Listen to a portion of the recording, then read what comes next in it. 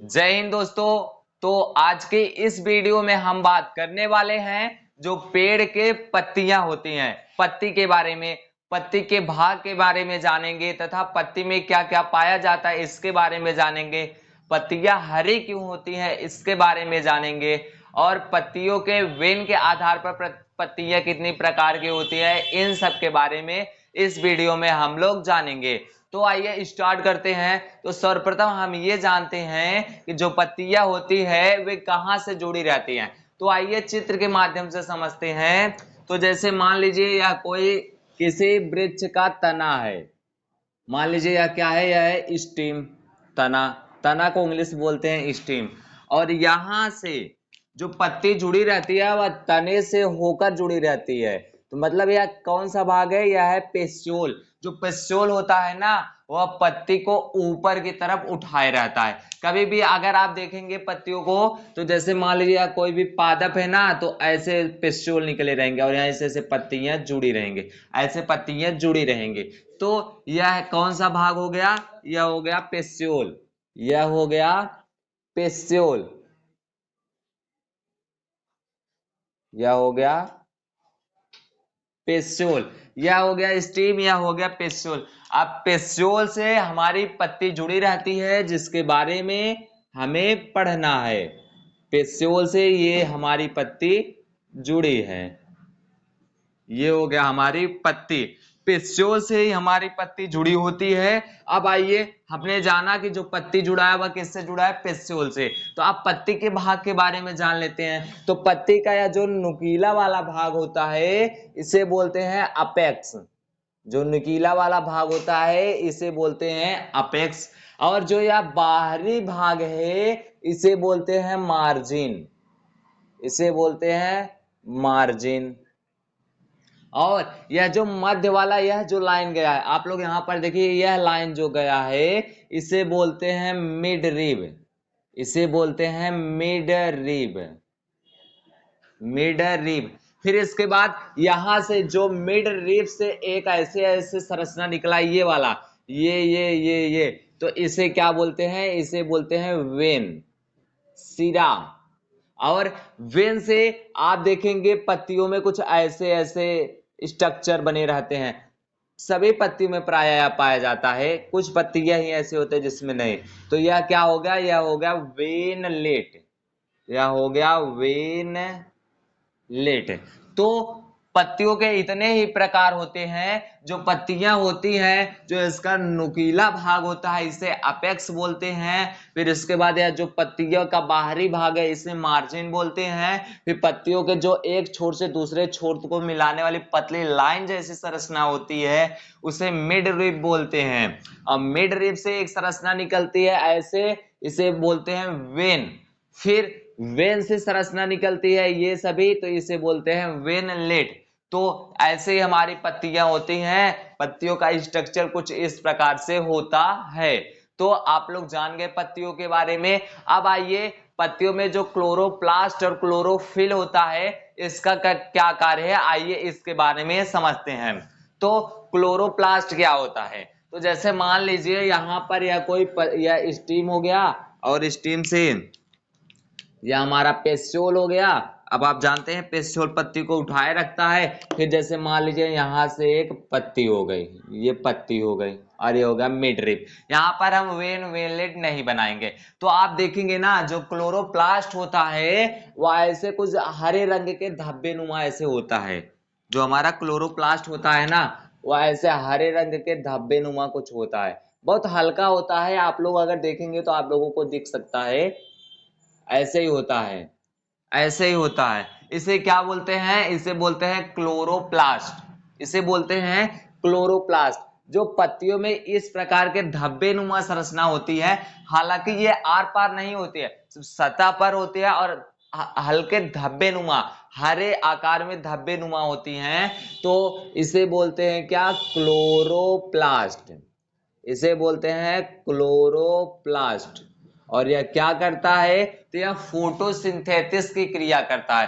Photosynthesis मतलब प्रकाश संश्लेषण की क्रिया करता है। या पत्तियों में जो क्लोरोप्लास्ट पाया जाता है या पत्तियों में फोटोसिंथेसिस की क्रिया को करेगा। फोटोसिंथेसिस के दौरान पत्तियों में भोजन का निर्माण होगा, तब वह भोजन जो जाएगा पेड़ के पास जाएगा, जिससे पेड़ लगातार अपनी जीविका को बनाए रखते हैं। तो पेड़ में पादप में भोजन कहां से बनता है? तो पत्तियों में उपस्थित क्लोरोप्लास्ट के फोटोसिंथेसिस के द्वारा। तो यहां पर जो क्लोरोप्लास्ट होता है या कौन सी क्रिया करता है? या फोटोसिंथेसिस की क्रिया करता है। फोटोसिंथेटिक मतलब प्रकाश संश्लेषण की क्रिया करता है। प्रकाश संश्लेषण की क्रिया करता है। तो कौन प्रकाश संश्लेषण की क्रिया करता है? क्लोरोप्लास्ट। क्लोरोप्लास्ट। तो अब आइए हम लोग जानते हैं जो पत्तियां होती हैं, पत्तियों में पाया जाता है स्टोमेटा, रंध्र पाया जाता है। वह रंध्र कैसा होता है? आइए हम लोग इसी में से समझते हैं। जैसे मान लीजिए यहीं पर, जैसे मान लीजिए हो गया स्टीम हो गया, और यहां से ऐसे पेस्योल जुड़ा हुआ है, यह हो गया पेस्योल। अब पेस्योल के बाद यहां से हम पत्ती का स्ट्रक्चर बनाते हैं। मान लीजिए यह कोई पत्ती है, या पत्ती हो गया। अब आप लोग देखेंगे ना, कुछ पत्तियां ऐसी होती, कुछ क्या सभी पत्तियां ऐसी होती हैं जिनमें ऐसे छोटे छोटे छोटे छोटे रंध्र पाए जाते हैं। जो क्लोरोप्लास्ट होता है ना, वह भी पाया जाता है उसी में ही। ये जो क्लोरोप्लास्ट और ये छोटे छोटे रंध्र होते हैं एक ही पत्तियों में पाए जाते हैं। वो तो मैं आपको समझाने के लिए अलग से इसे बना दे रहा हूं। तो ऐसे छोटे छोटे छोटे छोटे रंध्र पाए जाते हैं। तो इन रंध्रों को क्या बोलते हैं? इसे बोलते हैं स्टोमेटा। स्टोमेटा। स्टोमेटा मतलब क्या हो जाएगा? रंध्र। मान लीजिए हमने क्लोरोप्लास्ट के बारे में पढ़ा, तो क्लोरोप्लास्ट का कार्य बताया। तो स्टोमेटा क्या कार्य होता है? तो जो स्टोमेटा होता है या एक्स्ट्रा जल को बाहर निकालता है। जैसे ह्यूमन रिप्रोडक्टिव सिस्टम होता है, कि हम लोग जो कुछ खाते पीते हैं उसे हमें बाहर एक्सपायर करना पड़ता है, ठीक इसी प्रकार से पादपों में भी एक्सपायरेशन की क्रिया होती है। तो जो पत्तियां होती हैं उसमें हमने जाना क्लोरोप्लास्ट पाया जाता है। फिर इसके बाद पत्तियों में जो स्टोमेटा पाया जाता है, इसका क्या कार्य होता है? तो मैंने आपको बताया कि जैसे ह्यूमन एक्सपायरेटरी सिस्टम होता है, ठीक इसी प्रकार से जो पादप भी जो कुछ खाते पीते हैं वो भी तो बाहर एक्सपायरेशन करते हैं। तो बाहर एक्सपायरेशन करेंगे तो वह किसके द्वारा निकलेगा? स्टोमेटा के द्वारा। जो पत्तियों में स्टोमेटा पाया जाता है। तो यह जो रंध्र पाया जाता है इसका कार्य क्या है? तो यह क्या कार्य करता है? यह एक्स्ट्रा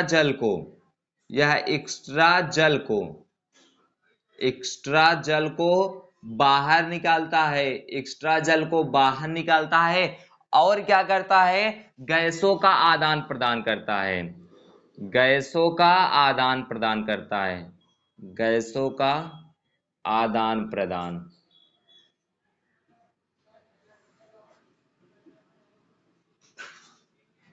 तो यह जो होता है ना, यह पहला क्या कार्य करता है? एक्स्ट्रा जल को बाहर निकालता है, और दूसरा गैसों का आदान प्रदान करता है। तो इस पत्ती में कौन से गैस का आदान प्रदान होगा? तो ये एटमॉस्फेयर से कार्बन डाइऑक्साइड गैस को लेंगे, अंदर की तरफ ले जाएंगे, और जो यहाँ पर खराब जो गैस होता है, जो एक्सपायर करने वाला गैस होता है, जो होता है ऑक्सीजन, उसे बाहर निकालती हैं। जैसे हम लोगों में ह्यूमन एक्सपायरेटरी सिस्टम में क्या होता है कि हम लोग कार्बन डाइऑक्साइड को बाहर निकालते हैं, ऑक्सीजन को अंदर लेते हैं। लेकिन पादप जो होते हैं वह एटमॉस्फेयर से, वायुमंडल से कार्बन डाइऑक्साइड को लेते हैं, ऑक्सीजन को छोड़ते हैं। तो इसमें कौन सा गैस होगा? एक होगा CO2 और एक होगा O2। यही दो गैस इसमें होंगे। तो आप इतना जान गए पत्तियों के प्रकार। पत्ती में जो क्लोरोप्लास्ट पाया जाता है वह क्या होता है, और पत्ती में जो स्टोमेटा होता है। अब आइए हम लोग ये जानते हैं जो पत्तियां होती है वह हरी क्यों होती हैं। तो जो पत्तियां हरी होती है वह जो लीफ होती है, लीफ वो ग्रीन होती है। ग्रीन होते हैं किसके कारण? तो क्लोरोफिल के कारण। क्लोरोफिल के कारण। जो पत्तियां होती है वह हरी होती हैं, किसके कारण?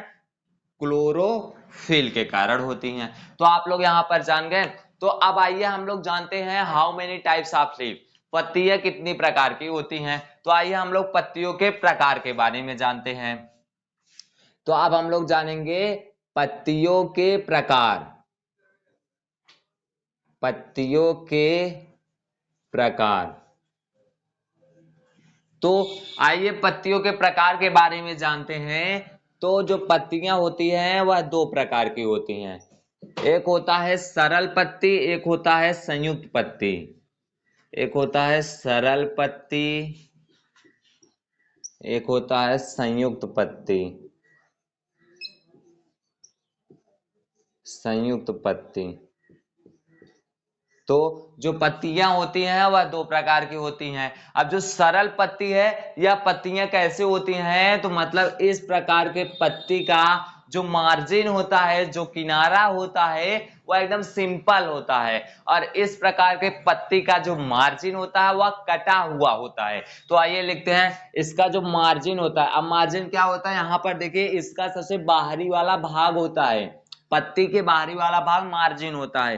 तो इसका जो मार्जिन होता है, मार्जिन, वह सिंपल होता है, मतलब साधारण होता है। और संयुक्त पत्ती का जो मार्जिन होता है, जो पत्ती का किनारा होता है, तो जो मार्जिन होता है वह कटा हुआ होता है। तो इसका मार्जिन होता है वह कैसा होता है?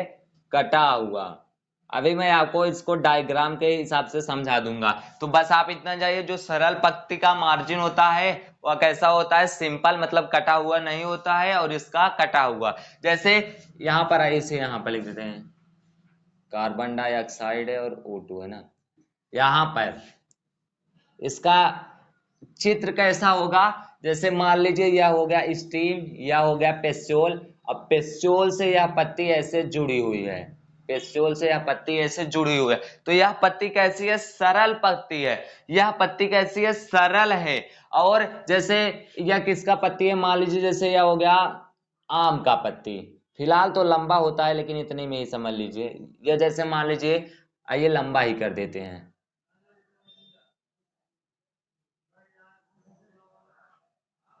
जैसे मान लीजिए किसका पत्ती होगा? या हो गया आम का पत्ती। फिर इसके बाद इसके नीचे देखते हैं, तो जैसे हो गया केला का पत्ती। जो केला का पत्ती होता है वह कुछ इस प्रकार से होता है। यह हो गया पेस्टोल, और पेस्टोल से ऐसे निकला रहता है, ऐसे सीधा होता है, पेस्टोल से ऐसे सीधा होता है। और इसकी जो केला की पत्तियां होती हैं वह ऐसी होती हैं। जैसे मान लीजिए हो गया केला की पत्ती, या हो गया आम की पत्ती, या हो गया केला की पत्ती। और इसमें आ सकता है जैसे महुआ आ सकता है, सफेदा आ सकता है, अमरूद आ सकता है, इत्यादि प्रकार की जो पत्तियां होती हैं ना। बस आप इतना जानिए किनारा कटा हुआ नहीं होना चाहिए। और जो संयुक्त पत्तियां होती हैं ना, इसका किनारा कटा हुआ होता है। जैसे मान लीजिए, जैसे इसका एग्जाम्पल पहले हम लोग जाने, तो इसका एग्जाम्पल जैसे हो जाएगा गुलाब। आप लोग गुलाब की पत्ती देखिए तो कटा हुआ होता है। गुलाब हो गया, पपीता हो गया, और नीम हो गया। गुलाब हो गया, पपीता हो गया, नीम हो गया। और इसका एग्जाम्पल क्या होगा? आम हो गया। आम के बाद हो गया अमरूद हो गया, आम हो गया, अमरूद हो गया, केला हो गया, पान हो गया। तो यह सब इत्यादि प्रकार के एग्जाम्पल सरल पत्ती के इतने हैं, संयुक्त पत्ती के इतने हैं। आइए अब हम लोग सरल पत्ती के जो चित्र के माध्यम से उसके बारे में आइए समझते हैं। तो आप लोग यहाँ पर देखिए, यहाँ पर पहला जो चित्र है वह है आम का। यह चित्र आम के पत्ती का है। आप लोग देखिए इसका जो मार्जिन है वह जरा सा भी कटा हुआ नहीं है, एकदम सिंपल सा है। तो आप लोग देख लीजिए। अब इस चित्र में आप लोग देखिए, यह जो चित्र है यह है अमरूद के पत्ती का। भले ही अमरूद की पत्ती देखिए यहाँ पर छोटी छोटी है, लेकिन इसका जो मार्जिन है, जो इसका बाहरी किनारा है, यह भी कटा हुआ नहीं है। आप इसमें आसानी से समझ सकते हैं। और अब के इस चित्र में देखिए, तो यह जो चित्र है यह है केला का। देखिए केला की पत्ती कितनी लंबी है, भले ही केला की पत्ती लंबी है लेकिन यह कैसी पत्ती है, सरल, और इसका जो मार्जिन है वह कटा हुआ भी नहीं है। तो यह हो गया केला के पत्ती का चित्र। और अब के इस चित्र में आप देख सकते हैं यह जो चित्र है यह पान के पत्ती का है, जिसे प्राय लोग खाते भी हैं। तो यह पान का पत्ता है, देखिए इसका भी मार्जिन जो है कटा हुआ नहीं है। तो यह हो गया सरल पत्ती। तो आप लोग सरल पत्ती के बारे में जान गए। अब आइए संयुक्त पत्ती के एग्जाम्पल को देखते हैं, एग्जाम्पल के चित्र को देखते हैं। तो यहां पर है पहला, इस इमेज में आप लोग देखिए यह है गुलाब के पत्ती का इमेज। देखिए यह जो गुलाब की पत्तियां है इसका जो मार्जिन है ना यह कटा हुआ है, पूरा कटा हुआ है। तो यह कौन सा पत्ती हुआ, यह पत्ती हुआ संयुक्त पत्ती। आप लोग देख लीजिए। और अब के इस इमेज में देखिए यह जो इमेज है यह है पपीता के पत्ती का, यह इमेज पपीता के पत्ती का है। यहां पर देखिए इसका जो मार्जिन है वह भी कटा हुआ है। तो यह हुआ संयुक्त पत्ती। अब के इस चित्र में देखिए यह जो चित्र है यह है नीम के पत्ती का। नीम के पत्ती का चित्र देखिए, इसका जो मार्जिन है वह कटा हुआ है। तो यह कैसा हुआ, संयुक्त पत्ती हुआ। तो आप लोग जान गए। तो आप लोग जान गए सरल पत्ती, संयुक्त पत्ती के एग्जाम्पल को मैंने आपको यहाँ पर चित्र के माध्यम से समझा दिया। तो अब जैसे मान लीजिए यहाँ पर जो वेन है यह पत्तियों में पाया जाता है। तो अब हम लोग जानेंगे वेन के आधार पर पत्तियों के प्रकार, जो पत्तियां होती हैं वेन के आधार पर कैसी होती हैं। तो सर्वप्रथम हम लोग ये लिखते हैं, पहले हमने ये पढ़ा, फिर इसके बाद ये पढ़ा, फिर ये पढ़ा, फिर ये पढ़ा, फिर ये पढ़ा। अब हम लोग पढ़ेंगे वेन के आधार पर पत्तियों के प्रकार, मतलब सिरा के आधार पर पत्तियों के प्रकार। सिरा के आधार पर, सिरा के आधार पर पत्तियों के प्रकार, सिरा के आधार पर पत्तियों के प्रकार। तो सिरा के आधार पर पत्तियों के प्रकार जो होता है वह दो प्रकार का होता है, वह दो प्रकार का होता है। एक होता है सरल, नहीं, एक होता है पैरेलल, एक होता है पैरेलल, पैरेलल, और एक होता है रेटिकुलेट, रेटिकुलेट। इसका हिंदी होता है जलिकावत, जलिकावत। इसका हिंदी होता है समांतर, समांतर। तो जो सिरा के आधार पर है दो प्रकार का, जो पैरेलल होता है ना, मतलब जैसे इसका एग्जाम्पल क्या हो जाएगा, जैसे इसका एग्जाम्पल हो जाएगा केला हो जाएगा, केला हो जाएगा, और धान हो जाएगा, गेहूं हो जाएगा, मक्का हो जाएगा। तो इतने जो एग्जाम्पल होते हैं ना यह कैसे हैं, समांतर के। अभी इसको चित्र भी आपको दिखाएंगे। और जो जलिकावत होता है इसका एग्जाम्पल कौन सा है, तो इसका एग्जाम्पल है जैसे इसमें आम आ जाएगा, महुआ आ जाएगा। जैसे आम हो गया, आम के बाद क्या हो गया, रहर हो गया, अरहर जिसे बोलते हैं, अरहर हो गया। और क्या हो सकता है इसमें, चना हो गया।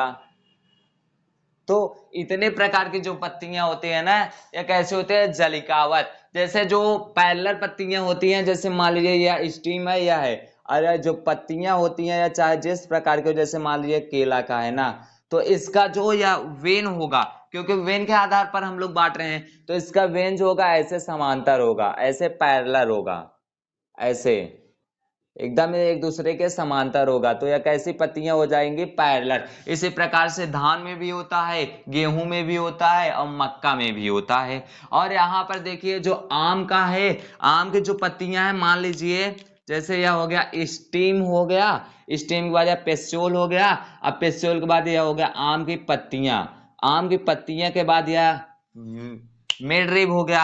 अब यहां से जलिकावत का मतलब क्या हो जाएगा कि जैसे यहां से वेन है, ये वेन निकलेगा, अब मान लीजिए यह वेन है, यह वेन है।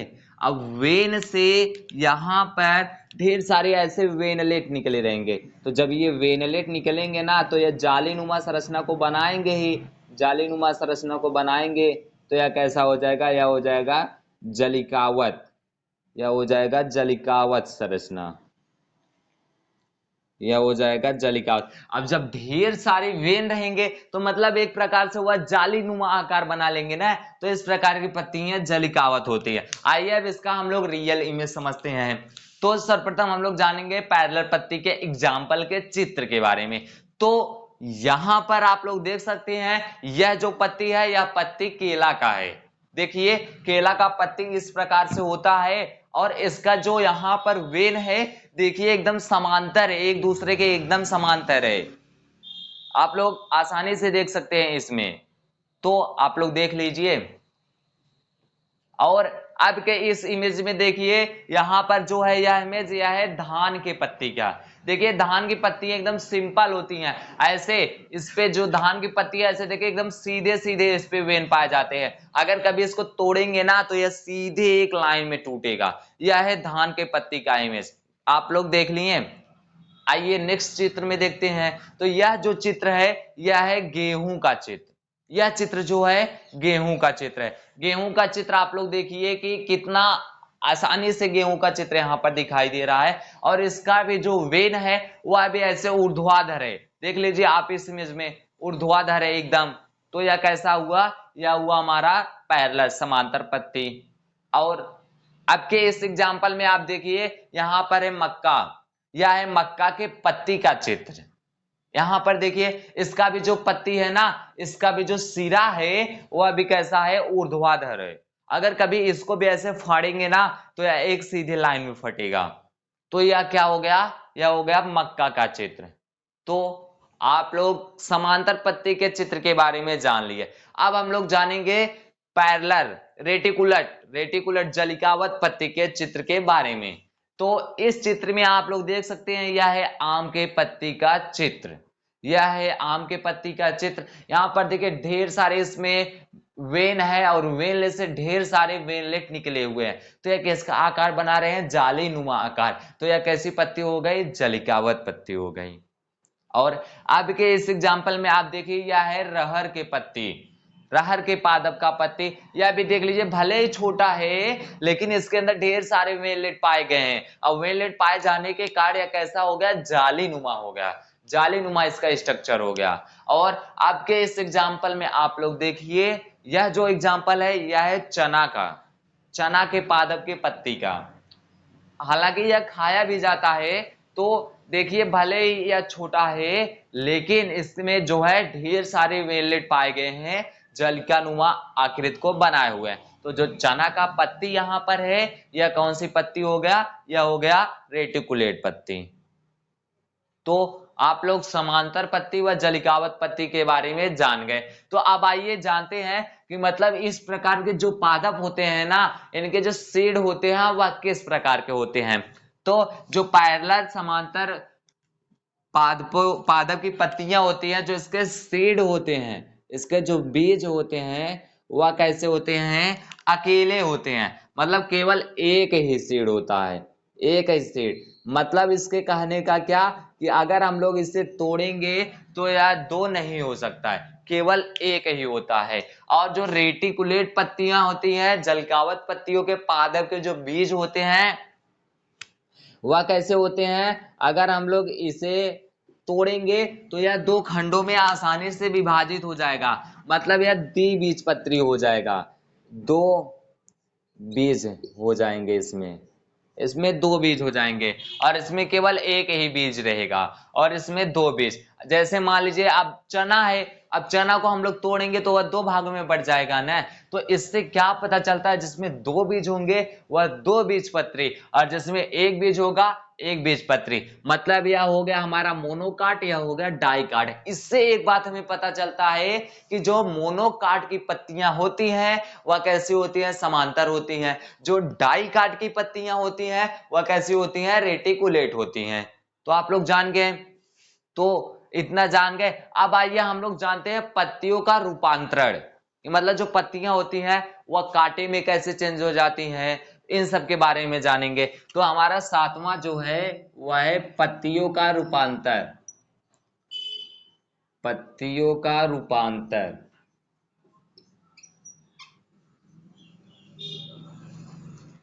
पत्तियों का रूपांतरण। तो पहला जो पत्ती होती है वह कांटों में चेंज हो जाती है, कांटों में, कांटों में। अब ऐसा क्यों है? तो जैसे मान लीजिए जो इस प्रकार के जो पादप की पत्तियां होती हैं यह कांटों में क्यों चेंज होती हैं? क्योंकि जो इस पत्तियों के पादप होते हैं वे मरुस्थलीय क्षेत्र में पाए जाते हैं। अब मरुस्थल क्षेत्र मतलब जहां पर पानी की बहुत ही ज्यादा अभाव होता है, वह क्षेत्र मरुस्थलीय क्षेत्र होता है। तो इस स्थिति में वहां पर कोई भी पादप उगेगा और अगर वह अपने आप को जीवित रखना चाहेगा तो उसे क्या करना पड़ेगा? जल को कम से कम खर्च करना पड़ेगा। तो इसके लिए वहां की जो पत्तियां होती हैं वह कांटों में चेंज हो जाती हैं। क्योंकि अभी मैंने यहां पर पढ़ा कि हम लोगों ने पढ़ा कि जो पत्तियां होती हैं इसमें स्टोमेटा पाया जाता है और ये क्या करती हैं? जल को बाहर की तरफ निकाल देती हैं। तो जब इसमें रंध्र ही नहीं रहेगा तो कहां से पानी निकलेगा? तो इस प्रकार के पत्तियों के एग्जाम्पल क्या हो जाएगा? जैसे हो जाएगा नागफनी। नागफनी इसका एग्जाम्पल। और आप लोग यहाँ पर नागफनी का चित्र देख सकते हैं कि देखिए कैसे एक नागफनी से दूसरा नागफनी, दूसरे नागफनी से तीसरा नागफनी निकला हुआ है। और यहाँ पर इसकी जो पत्तियां हैं वह कांटे ही हैं, वह चेंज हो गया है ताकि जल का नुकसान ना हो और वह कांटों में चेंज हो गया। आप इसका इमेज यहाँ पर देख लीजिए। तो अब आइए हम इसके दूसरे गुण को जानते हैं। मतलब मान लीजिए पहला हो गया कांटों में चेंज हो गया।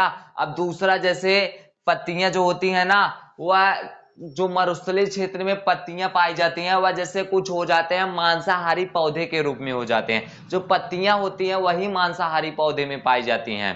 तो दूसरा हम लोग इसमें लिखेंगे कीटभक्षी पादपों में।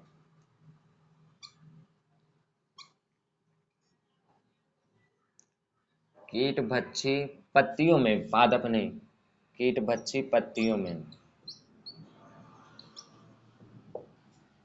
तो कीटभक्षी पत्तियों में क्यों चेंज हो जाती है? जैसे मान लीजिए यह पादप है कि अब इसकी जो पत्तियां है ना मतलब बहुत ही अलग टाइप की होती है, ऐसी होती हैं। अब जब यहाँ पर कोई कीट आएगा तो इसे ऐसे पकड़ लेंगे। इसका चित्र आप लोग यहाँ पर देखिए, यह जो चित्र है यह है हाइड्रा का चित्र। हाइड्रा एक मांसाहारी पौधा है और वह भोजन को पकड़ता है अपने पत्तियों के द्वारा। तो यहाँ पर देखिए यह हाइड्रा का चित्र है और इसका किस प्रकार से यहाँ पर देखिए आकार बना हुआ है, आप लोग देख लीजिए। और अब के इस चित्र में देखिए यह जो हाइड्रा है यह कैसे इसके अंदर कीट गया और इसे यह बंद हो गया।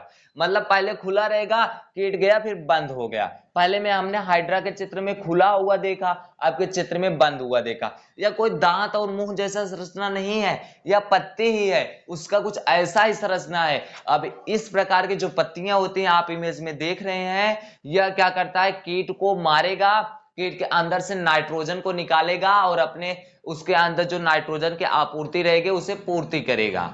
तो आप लोग देख लेंगे। तो बस इतना ही पत्तियों के बारे में हमें पढ़ना था। आई होप वीडियो आपको पूरा समझ में आया होगा। मिलते हैं नेक्स्ट वीडियो में, तब तक के लिए जय हिंद जय भारत। आप स्क्रीनशॉट ले लीजिए, वीडियो को एंड करते हैं।